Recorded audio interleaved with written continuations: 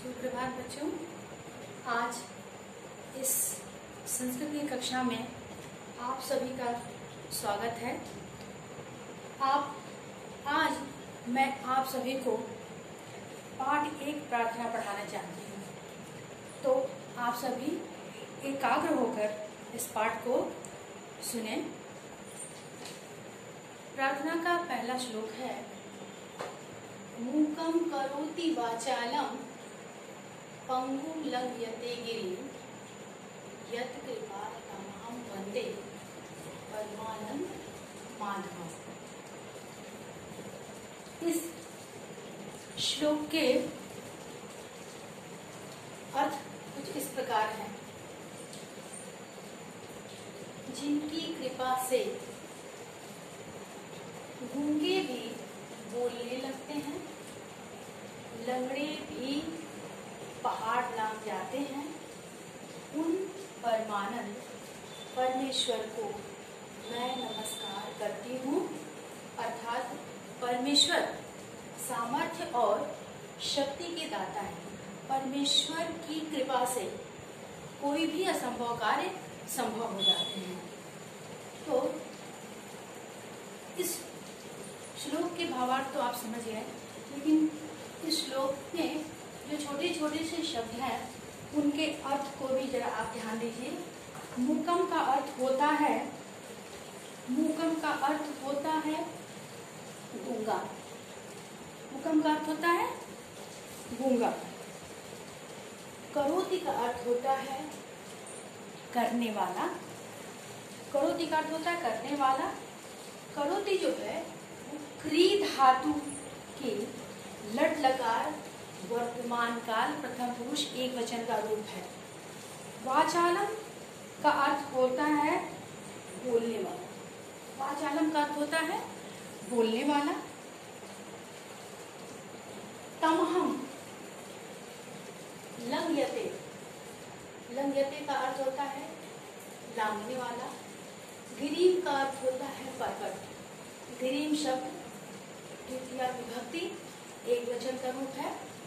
यद कृपा अर्थात जिनकी कृपा से, तम हम उन परमेश्वर की माध्यम भगवान श्री कृष्ण। तो अब आप इन सब का अर्थ, इस श्लोक का अर्थ समझ गए होंगे। जिनकी कृपा से गूंगे भी बोलने लगते हैं, लंगड़े भी पहाड़ लांघ जाते हैं, उन परमानंद परमेश्वर को मैं नमस्कार करती हूँ। अर्थात परमेश्वर सामर्थ्य और शक्ति के दाता हैं। परमेश्वर की कृपा से असंभव कार्य भी संभव हो जाते हैं। बच्चों, दूसरा श्लोक है, सर्वस्वरूप सर्वेश सर्वशक्ति समन्वितम सर्वपालक सर्वेश प्रसीद परमेश्वर। इस भावार्थ के पहले, इस श्लोक के भाव जानने के पहले हम इनके शब्दार्थ को पहले जान लेते हैं, क्योंकि अगर हम शब्दार्थ जान लेंगे तो श्लोक के भाव को समझना हमारे लिए आसान हो जाएगा। तो सबसे पहले इस श्लोक के कुछ शब्दार्थ हैं। सर्वस्व। सर्वस्व होता है सभी रूपों में।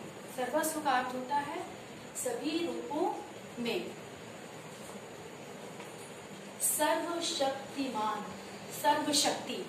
सर्वशक्ति का अर्थ होता है सर्वशक्तिमान, सबसे शक्तिमान। परमेश्वर, ईश्वर। प्रसीद, प्रसन्न। सर्वपालक, सबके पालनहार, सबका पालन करने वाले। तो अब हम इस श्लोक के शब्दार्थ समझ लिए हैं, तो अब हम लोग चलते हैं इसके भाव को समझेंगे। सर्वस्वरूप सर्वेश सर्वशक्ति समन्वित सर्वपालक सर्वेश प्रसीद परमेश्वर। भाव यह है कि सभी रूपों में बसने वाले, सर्वस्वरूप सभी रूपों में बसने वाले, सबके प्रभु, सबसे शक्तिमान, सबके पालनहार और सब कुछ जानने वाले, सबके ईश्वर, सब कुछ जानने वाले, सबके ईश्वर, हे परमेश्वर, आप मुझ पर प्रसन्न हो। अर्थात ईश्वर की महिमा अपरंपार है। वे सबकी आत्मा में वास करते हैं और वे सबके ईश्वर हैं, सबसे बलवान हैं, सबके पालनहार हैं और सबके मन की बात जानने वाले हैं। तीसरा श्लोक है, परमेश्वर पिता अस्माकं जननी तु वसुंधरा वयं सर्वे तयोः पुत्रा नमामस्तौ नता सदा। इस श्लोक का सबसे पहले हम इस श्लोक का शब्दार्थ देख लेंगे। तो परमेश्वर पिता अस्माकं, अस्माकं का अर्थ होता है पिता, धन अस्माकं, इसका संधि विच्छेद हो जाएगा तो अर्थ होगा पिता धन अस्माकं। अस्माकं का अर्थ होता है हम लोगों के द्वारा। अस्माकं का अर्थ होता है हम लोगों के द्वारा। जननी का अर्थ होता है माता या अम्बा। वसुंधरा, वसुंधरा का अर्थ है धरती। वयम का अर्थ होता है हम लोग। वयम का अर्थ होता है हम लोग। वयम यह अस्मद शब्द का प्रथमा विभक्ति बहुवचन का रूप है। यह अस्मद शब्द का प्रथमा विभक्ति बहुवचन का रूप है। सदा, सदा हमेशा। नमामस्तौ, नमामस्तौ का संधि विच्छेद हो जाएगा नमाम तौ, नमाम तौ, सा कोई विसर्ग हो जाएगा नमामा तौ, तो हो जाएगा नमामा जो है लट लकार उत्तम पुरुष बहुवचन का रूप है और इसका जो तद जो है तद का द्वितीय विभक्ति का रूप है। यह तद का द्वितीय विभक्ति का रूप है। अब इस श्लोक के भावार्थ हम देख लेंगे। परमेश्वर पिता अस्माकं जननी तु वसुंधरा वयं सर्वे तयोः पुत्रा नमामस्तौ नता सदा। परमेश्वर हमारे पिता हैं। परमेश्वर पिता अस्माकं, परमेश्वर हमारे पिता हैं। जननी तु वसुंधरा, जननी मतलब माता, जननी तु वसुंधरा और धरती हमारी माता है।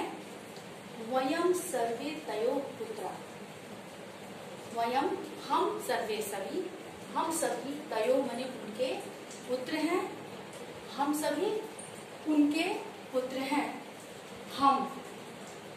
हम सदैव उनके चरणों में शीश झुकाते हैं। हम सदैव उनके चरणों में शीश झुकाते हैं।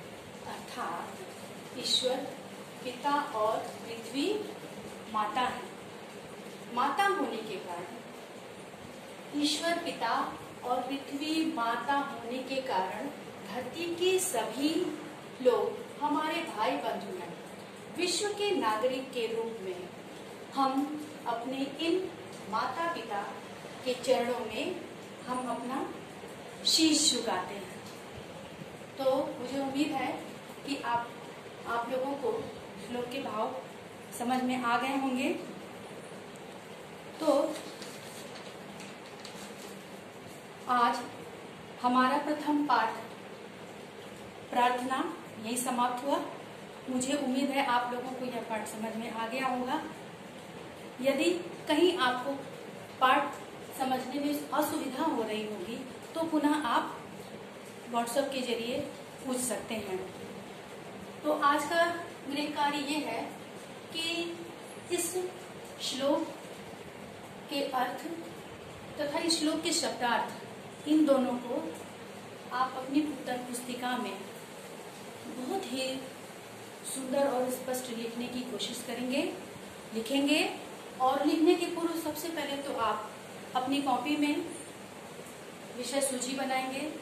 विषय सूची बनाने के बाद एक पृष्ठ छोड़ने के बाद ही अपनी श्लोक वाले प्रार्थना के इस पाठ को लिखना शुरू करेंगे। और आज के लिए सिर्फ इतना ही। अगले पाठ में फिर आपसे मुलाकात होगी। आज का दिन मंगलमय हो। धन्यवाद बच्चों।